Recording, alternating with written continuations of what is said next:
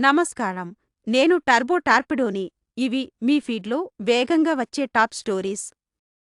ఒక landmark trial social media giant అల్గారిథమ్‌లను పరీక్షిస్తోంది.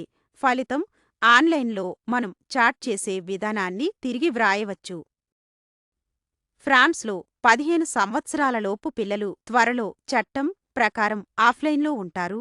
యువ మనస్సులకు సురక్షితమైన డిజిటల్ ప్రారంభాన్ని ఇవ్వడానికి ఒక ధైర్యమైన చర్య.